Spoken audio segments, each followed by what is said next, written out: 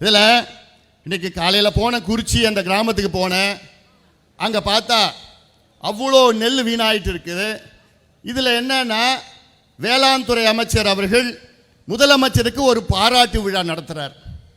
என்ன பாராட்டு விழா தெரியுமா? தமிழக அரசு நெல் குவிண்டாலுக்கு 2500 ரூபாய் குறைந்தபட்சம் ஆதரவு விலை, மினிமம் சப்போர்ட் பிரைஸ்ன்னு சொல்லுறது.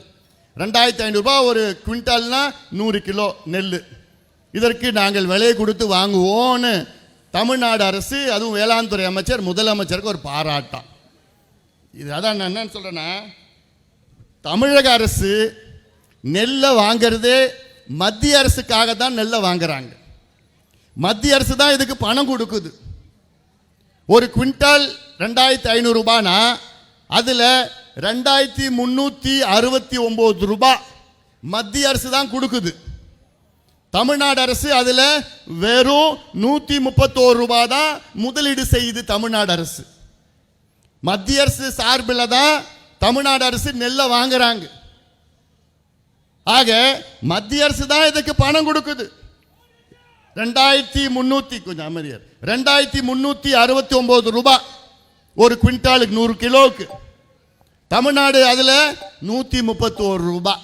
போன வருஷம் 130 ரூபாய், இந்த வருஷம் 1 ரூபாய் கூட.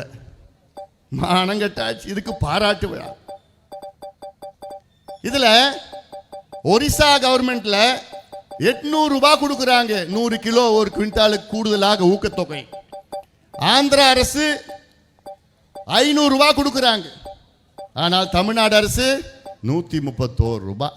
இது கொடுத்துட்டு இதில் பாராட்டு விழா, இதில் கொண்டாட்டம் வேற. யார் பணம் யாது? யார் நிதி யாது? அந்த வேலையை ஒழுங்காக செய்யறியா நீ? அதையும் செய்யறதுக்கு துப்பு கிடையாது. தமிழ்நாட்டில் ஒட்டுமொத்த நெல் உற்பத்தி 120 லட்சம் டன்.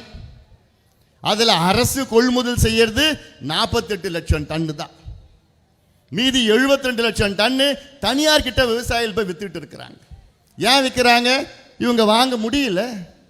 ஒரு நாளைக்கு 1000 மூட்டை தான் நாங்கள் எடுப்போம்னு சொல்கிறாங்க. மற்றெல்லாம் தனியார்கிட்ட போனால் அவன் 1800 ரூபாய் 1700 ரூபாய். நீ வாங்கினா வாங்கு, இல்லாட்டி போ. விவசாயி என்ன பண்ணுவான்?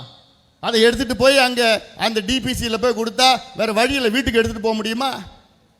ஒன்றும் பண்ண முடியாது. அவ்வளோ பிரச்சனைகள் இந்த மாவட்டத்தில் இருக்கிறது. யாராவது பேசுகிறாங்களா? இல்லை. நாங்கள் தான் தொண்டை தண்ணி வத்தி வத்தி வத்தி பேசிக்கிட்டு இருக்கிறோம். ஏன்? விவசாயிகள் என்னுடைய கடவுளாக நாம் பார்க்குறோம். விவசாயத்தை மதிக்க தெரியாதவன் அவன்லாம் நிர்வாகம் செய்யறதுக்கு தகுதியற்றவன். யார் இருந்தாலும் சரி, யார் இருந்தாலும் சரி.